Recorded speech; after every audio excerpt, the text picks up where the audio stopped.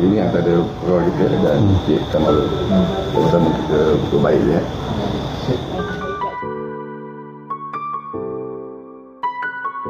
Video Pak Cik Petai melempar jualannya di jalan selepas dihalang penguat kuasa Majlis Perbandaran Port Dickson telah mendapat perhatian ramai apabila dikongsikan oleh akaun TikTok menantunya, Papa Khairin 88.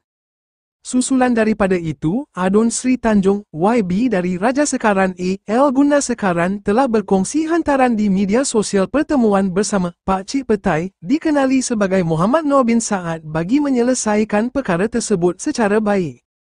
Dalam pada itu, beliau mewakili Menteri Besar Negeri Sembilan yang juga Ahli Parlimen Port Dickson, YAB Datuk Seri Utama Haji Aminuddin Harun menghulurkan sumbangan sebagai ganti rugi kepada petai yang tidak terjual itu.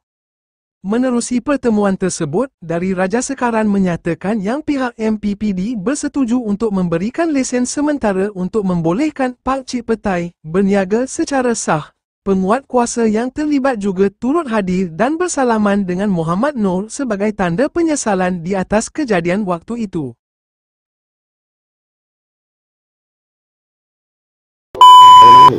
Muhammad Noor. Oh, ni rumah. Itu sana? Ini rumah anak buah. Anak buah.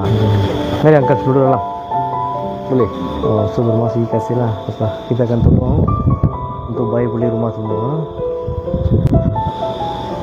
Kalau nak berniaga petai bukan hari.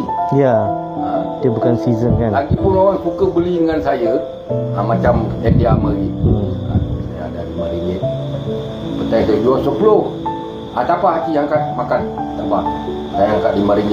Kadang ada mari kurang duit RM5-6. Uncle selalu beli dengan uncle juga. Dia selalu beli dengan. Bukan. Orang kita begitu, kita tolong isi, kita bayar, kita tolong uncle lah. Kalau kita kadang pasti kita pergi ke pelesenan dulu lah dekat terminal. Apa? Kalau ada apa-apa nanti kita jumpa kami ataupun lagi pegawai sekali cakap. Okay. Saya Assalamualaikum warahmatullahi wabarakatuh. Saya bagi pihak LPD, bagi kita bagi tugas penguasa, kita sudah tentu akan menguasakan peraturan dan undang-undang secara adil dan saksama, dan dalam zaman kita akan pastikan kita punya anggota buat melakukan kerja sebaik-baik. Walau bagaimanapun ada setengah-setengah keadaan, mungkin emosi itu dia berada di luar kawalan lah. So bagi kita yang penting kita nak menjernihkan keadaan balik lah.